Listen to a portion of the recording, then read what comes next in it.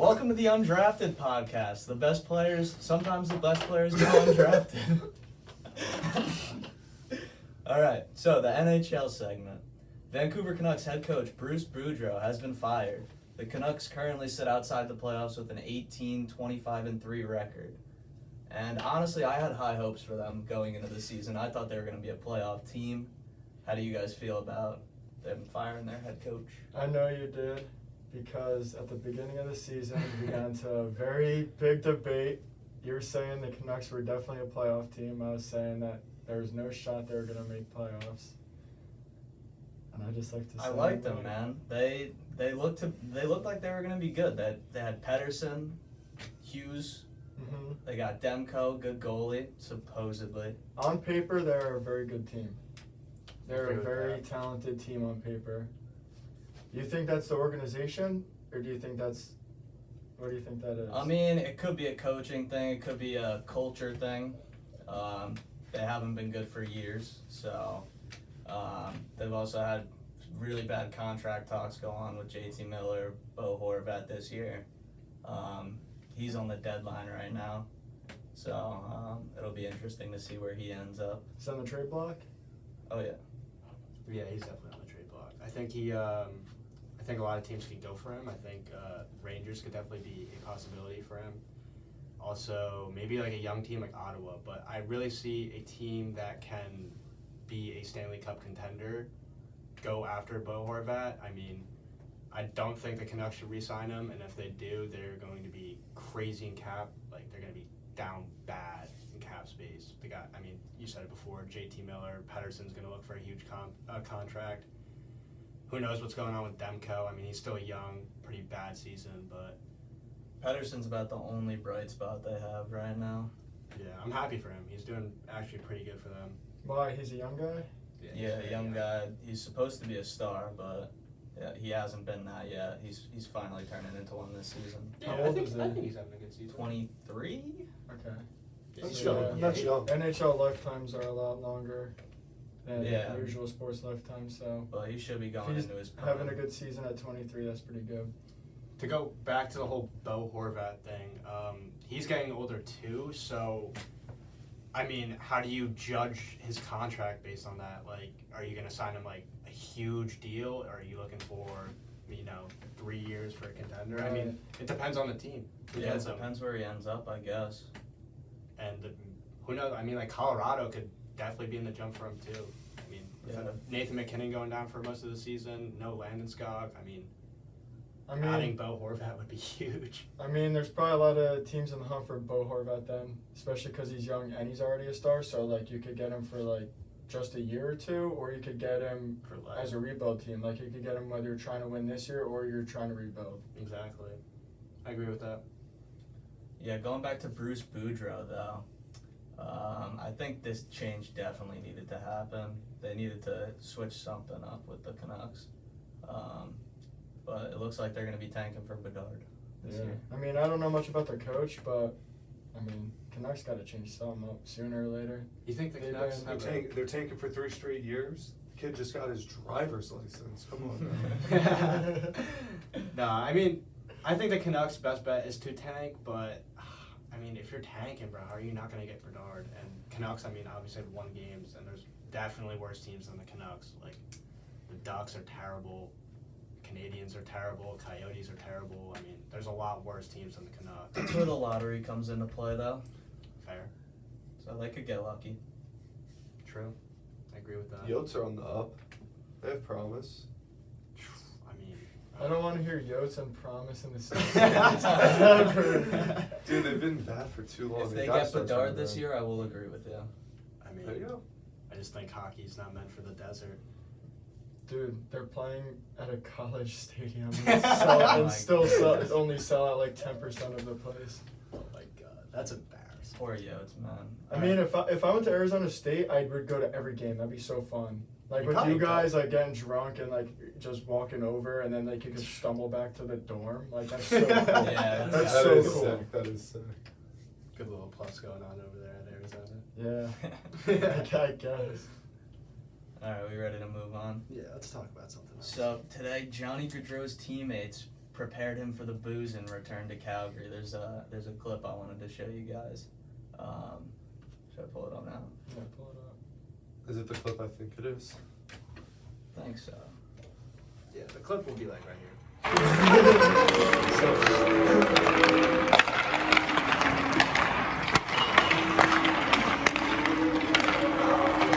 That's so those are his teammates.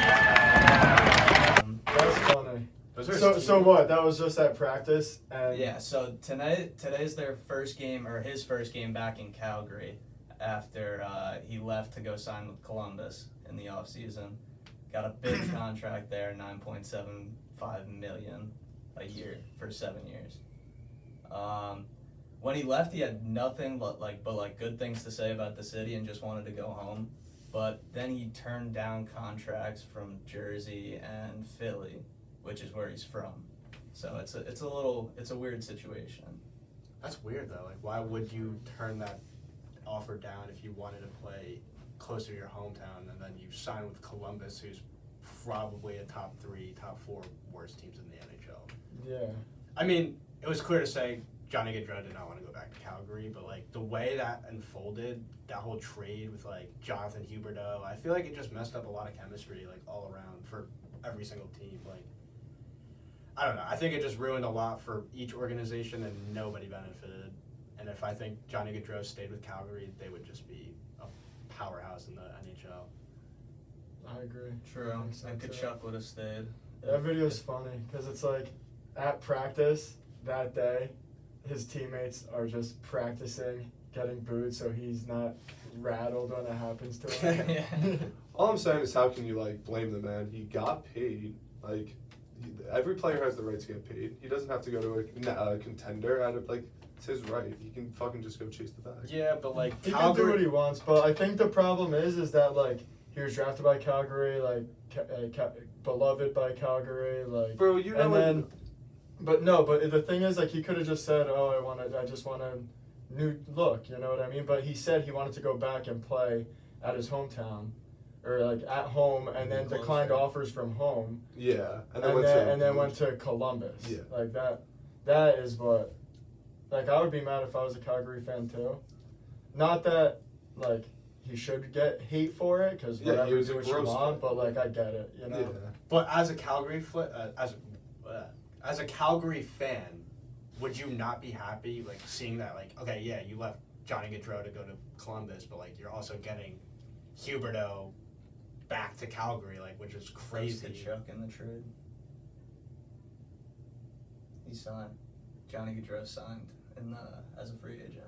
Oh, my bad. I was misinformed about that. But I mean, that trade wouldn't have happened if Gaudreau re-signed. Yeah, you get the idea. Get to that. You know, it was funny too. Yeah, The that's a whole different Islanders. story, dude. Huberdeau was playing bad. Yeah, True. I mean, like, Because Man plays he's like just one of those shit. type of players where it's like he needs good players around him to play good, because that's the type of player he is. He's a disher, he's a passer, Mhm.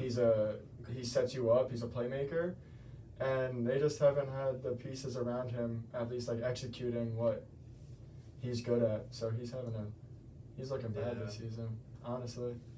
I mean, to think that him and Barkov last season were like 1 and 2, like neck and neck, like going after it, like, Yeah, and now he's just on the Flames and he just has zero help, it seems like. yeah. And the Flames are they even in playoff contention? Like, they're probably fighting for a spot. Yeah, they're fighting definitely for a not spot. secured, but They're just outside.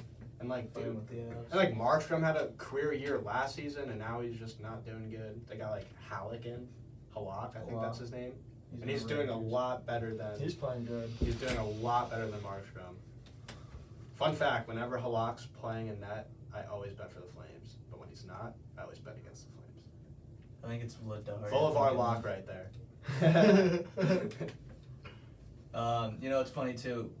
Johnny Gaudreau's first game in New York at the Islanders, he got booed because the Islanders fans wanted Gaudreau when he was a free agent. But Gaudreau was confused after the game. He was like, "I never spoke to the Islanders at all. I never had any contract Why talks would with he want to them." go to that retirement home? True, but I just think it was funny that he was getting booed by them and he had nothing There's, to do with no them. correlation. Yeah, exactly. That's just New York for you. Yeah, basically. New York fans are crazy. All right, I also have a start bench cut prepared for us. So, based on this season, who would you start, bench, or cut between Jason Robertson, David Pastrnak, or Tage Thompson? Start, Jason Robertson. Bench, Tage Thompson. And cut, Pasta. Oof, that's a hot take. Why are you cutting Pasta? Just because he's older. You guys want a little stats And- background? Robertson has been let us all going. do our picks. Robertson Okay. has been going crazy this year, Bert, what's yours? and so is Tage Thompson. For this? Yeah, what's your start bench cut? I want to know. I'm starting. I'll probably start Robertson, bench Pasta, and cut Tage. That's But exactly I'm what I a was thinking big too. Tage Thompson fan, though. Yeah, but I think Pasta, like, he's just that guy this year, man. Yeah. You can't cut him. Like, True. All three of those guys are that guy this year, though. that is true. That's That the is hard true. I just thing think about Pasta, best team in the league. He's just doing. He's insane, man. Mhm. He's insane. I think. Yeah. I think what I would do here in this situation is I'm definitely starting David Pastrnak. I mean, how are you not, dude? He's putting up a career season. And then I'm benching Jason Robertson because he's also having a career season. And Tage Thompson, I mean, I got to cut you just because you're younger than them. Robertson's shown a little bit more last season, and Pasta has just always been Pasta. Like, Fair. Yeah. and I mean, he just keeps doing it. He's on the #1 team in the Metro, right? Yep. Metro In the yeah. league. And in the league. So I mean, they got it all down. And I think to go a little off topic, I think the Bruins are doing a lot better just because of head coaching. Tying this very all true. back to Yeah. Vancouver, like since they just fired their head coach, and since Boston brought in a new one, it shows how much it starts from the top. Like GM plays the biggest role out of all of them, even the players' capabilities and stuff like that. So, I mean, you see it with Boston now. So maybe hopefully if Vancouver signs the right head coach that they can, spark things up with their young talent. Yeah. And also with that start bench cut, like there's no wrong answer, but no matter the answer, you're gonna get hate. Yeah, very exactly. true. Exactly. I mean, like, cutting Tage Thompson is like That's crazy. heartbreaking. I cut Pasta, dude. I can't Yeah, wait to exactly. hear about that, dude. Oh my God. I just think it's crazy that Boston's first in the league by so much. Like, the next closest is the Hurricanes. Like, so Boston has 78 points. The next closest is the Hurricanes. They have 66 points. Damn. Woo. Well, what? 2 losses at home this year? Isn't that what it is? 2 losses? No, I think it's more than that. Dude, well, they only have 5 You're losses thinking on you're the thinking season. of the No. Panthers last year. No, 2 No, losses no, at he might home. be right. Okay. No, 2 he might losses be at right. home this year. I know they have Big. 1 loss at home. I know they have at least one. I'm pretty sure it was Yeah. Nashville. I might be wrong with that. I'm not sure. I didn't I'm see not anything sure. about that, and I don't know about that, but I'm not sure. the They've Panthers just been last getting- year was crazy. Yeah. That was like I've never seen anything like that. Yeah, that was crazy. Same with Colorado, too. Colorado. You gotta expect it out of Colorado when you got, like, McKinnon, Rand. Kale McCarr, Colorado top was 3 just player. different He's on not every free. level last year. Yeah. That was like one of the best NHL teams Like, I've seen since like in recent history, besides the 2018-19 Tampa Bay Lightning team.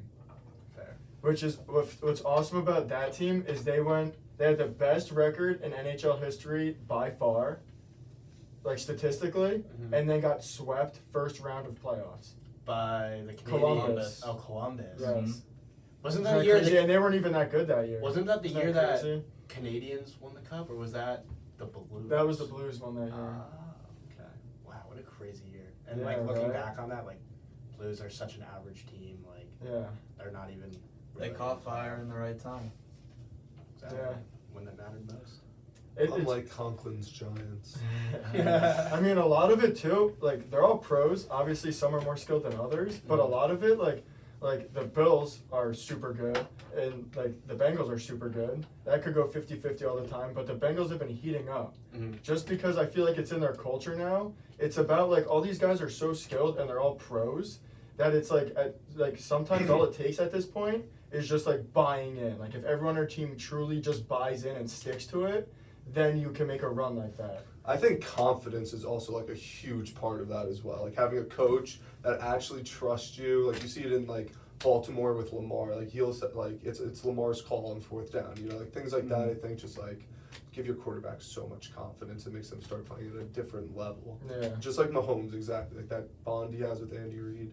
That's different. Yeah. And it's just like about getting everyone on board. Yeah, yeah. Like just being a good leader and getting everyone to buy in and just give it everything. Hell yeah. Hell yeah. Wrap it. That's it? Yeah, I guess so. Alright, thanks for watching episode 1 of our NHL talk. Tune in next week, baby.